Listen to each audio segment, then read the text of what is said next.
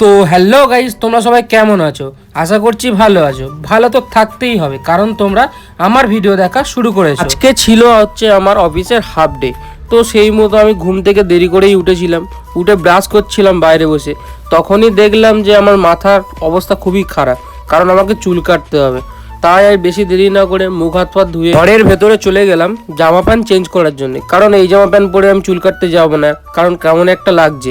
ওই জন্য পরে নিলাম একটা ফুল প্যান্ট। আমাদের অফিসের নিয়ম আছে সব সময় ফ্রেশ থাকার জন্য। কিছুদিন আগে আমি চুল কেটেছিলাম, তোমরা হয়তো আমার মুখের দিকে তাকালে বুঝতে পারবে আমার চুল প্রায় ঠিকই আছে, কিন্তু কিছু করার নেই, কোম্পানির যেটা নিয়ম সেটা তো আমার মানতেই হবে। তাই আর বেশি দেরি না করে মা দেখছিলাম যে রান্নাঘরে রান্না করছে।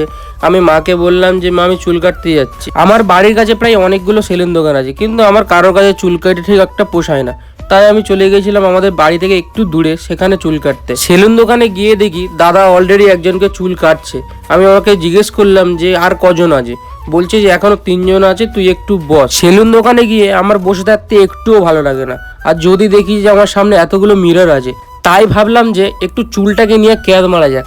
তো আমি দাঁড়িয়ে দাঁড়িয়ে ক্যাদ মারছিলাম, এদিকে দাদা বলছে যে আই চলে আয়, হয়ে গেছে একজনে। তাই আর বেশি দেরি না করে বসে বললাম চুল কাটার জন্য। সেলুন দোকানে দাদার হাতটা অনেকটাই ফাস্ট, তাই আমার চুল কাটা হয়ে গেছিল। চুল কাটা হয়ে যেতে আবার মিররের সামনে গিয়ে একটু ক্যাদ মারে দেখছিলাম যে কেমন লাগছে, তোমাদের ভাই হিরো হিরো লাগছে কিনা। চুল কাটা হয়ে যাওয়ার পরে আমি ফিরছিলাম বাড়ির দিকে, কারণ আমাকে যেতে হতো অফিসে, কারণ আজকে ছিল অফিসে হাফ ডে। বাড়িতে এসে চলে গেছিলাম কল থেকে জল আনতে, কারণ আমি পুকুরের জলে স্নান করি না, কলের জলে স্নান করি।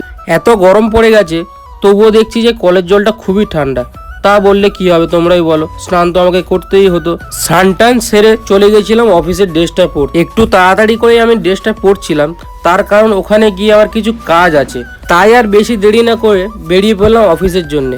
আমি ততক্ষণ অফিসে যেতে থাকি, তোমরা ততক্ষণ আমার চ্যানেলটাকে সাবস্ক্রাইব করে রাখো এইরকম নতুন নতুন ভিডিও দেখার জন্য। আজকেকার মতো এই পর্যন্ত, টাটা, বাই।